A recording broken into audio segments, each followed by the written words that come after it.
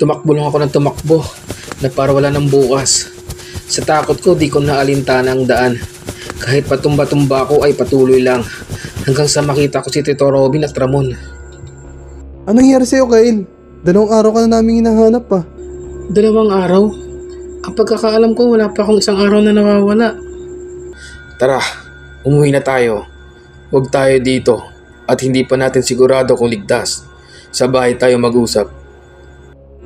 Tara, Kyle. Alalayan na kita. Mukhang pagod na pagod ka. At umuwi nga kami ng bahay at doon ko sinabi lahat na nangyari sa akin. Sila ang mga puting halimaw. Napunta ka sa lugar nila na hindi katulad ng mundo natin. Ha? Paano po yun? Iba ang mundo nila sa mundo natin? Oo, Kael. Pero hindi sila basta-basta nakakapasok sa mundo natin. Limitado lang ang oras para mamalagi sila sa lugar natin. At maswerte ka dahil wala pa ako nabalitaan na nakalabas ng ligtas sa lugar nila. Napakaswerte mo, Kyle. Matindi siguro na pagdaanan mo. Dati marami sila pero halos ubusin namin ang lahi nila pero may nakaligtas sa kanila at yun siguro yung kumuha sa'yo. Ibig sabihin, nakita mo na sila, Angel? At isa kayo sa lumaban sa kanila? Oo, Kael. Matagal ng panahon na yun at kasama ang magulang ni Ramon sa lumaban sa kanila. Pero hindi sila pinalad, kaya bata pa lang si Ramon ay naulila na siya. Oo, Kyle. Kasi Tito Robin ang nagpalaki sa akin dahil maaga ako naulila. Nakakapangilabot pala ang nangyari dito sa inyo. Uncle Ruben, Ramon, gusto ko nang umuwi. Hindi ko na kaya magtagal dito. Oo, naiintindihan kita. Pero magpahinga ka muna dahil alam kong pagod na pagod ka. Kaya ko na pong bumiyahe. Pagbigyan niyo na po ako. Kyle, matigas talaga ulo mo kaya ka napapahamak. Magpahinga ka muna at bukas na bukas din ibabalik na tayo ng Cavite. Hindi na nga ako nagpumilit. Kahit takot na takot pa rin ako ay tumigil muna ako sa kanila.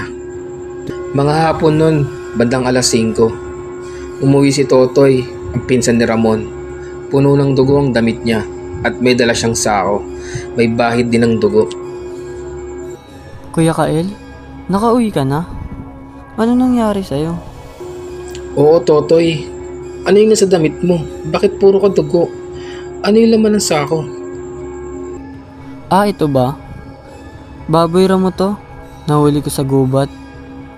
Ba't parang takot na takot ka? Tutoy, dali mo muna yan sa kusina at inaantay ka na ni Tito. Ako na magkikwento sa nangyari kay Kyle. May trauma pa yan si Kyle kaya ganyan na reaksyon. Ah, sige Kuya Ramon. Kyle, humiga ka muna. Ipanatag mo muna ang sarili mo. Pumasok nga ako sa kwarto. Sariwa pa sa alaala ko ang mga nangyari sa akin.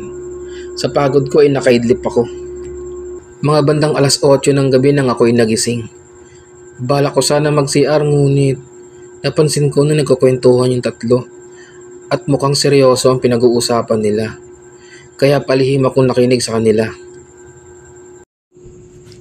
Pero Tito Robin, kaibigan ko si Kyle. Hindi ko kaya ang pinapagawa nyo.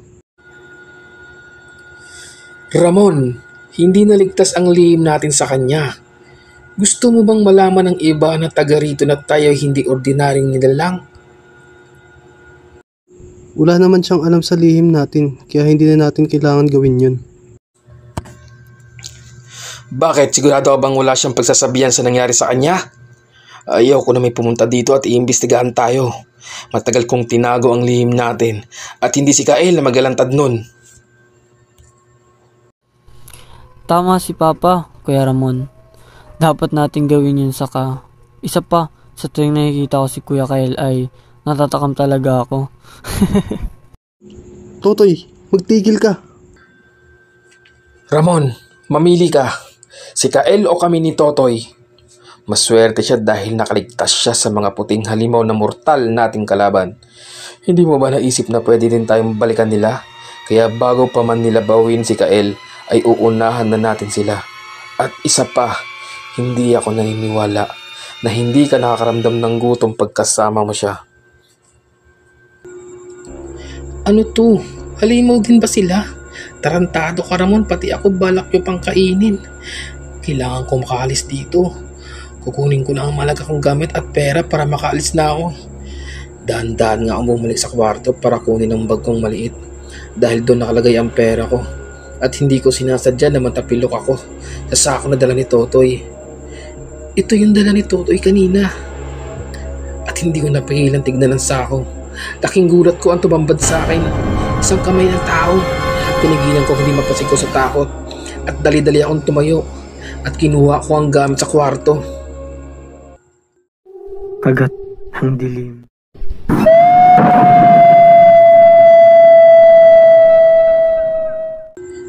Sa bintana na nga ako dadaan nang biglang nakita ako ni Ramon. Alis ka na, Kyle? Narinig mo pinag-uusapan namin? Pabayaan mo na ako, Ramon. Walang makakaalam sa sikreto nyo. Wala akong pagsasabihan. Sana naman naisip mo na naging malapit tayong magkaibigan. Oo, Kyle, bilisan mo. Hanggat di ka pa nila napapansin. Mag-ingat ka, hindi na kita masasamahan. Pasensya ka na, Kyle, at nangyari sa'yo to. Maniwala ka sana sa akin. Hindi ko plano to. Hindi na nga ako sumagot sa kanya at nagmadali na ako lumabas ng bintana at nagtungo sa dinaanan namin. Buti na lang at tanda ko pang daanan at madali lang ako nakalabas ng highway. May bus na parating at dali-dali kong pinara. Nang pasakay na ako, tumingin pa ako sa daanan papunta sa kanila. Naisip ko si Ramon. Boss, aalis na tayo. Sasakay ka pa ba? Opo kuya.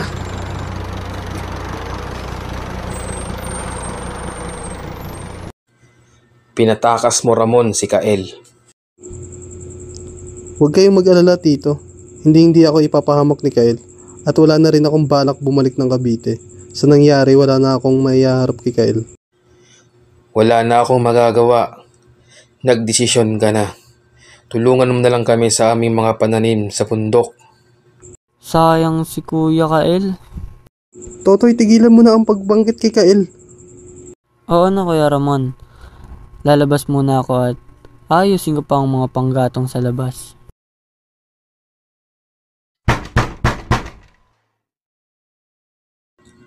Ramon, may nakakatok. May tao ata. Tignan mo muna. Opo, Tito.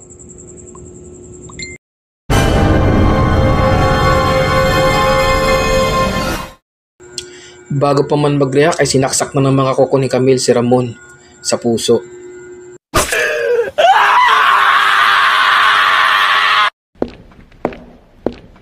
Hinagis ang ulo ni Totoy at Ramon sa mesa.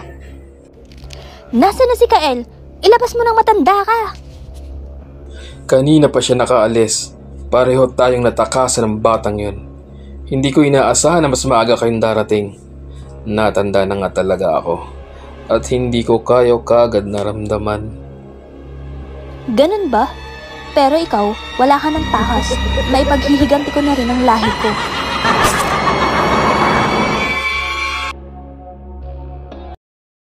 5 buwan na rin ang nakalipas, ngunit sariwa pa sa alaala ko ang mga nangyari. Wala na rin akong balita kay Ramon. Dahil sa nangyari, nagkatrauma ako. Hindi na ako nagtiwala kahit kanino. At malimit mag-isa na lang ako. Ginugol ko ang oras ko sa aking trabaho para kahit papano hindi ko maisip ang nangyari. Pero minsan naiisip ko pa rin si Ramon. Ano na kaya ang nangyari sa kanila?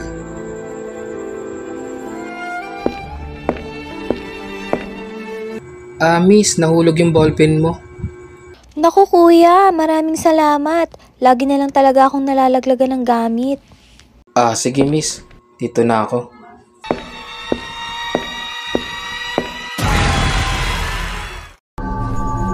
Pare,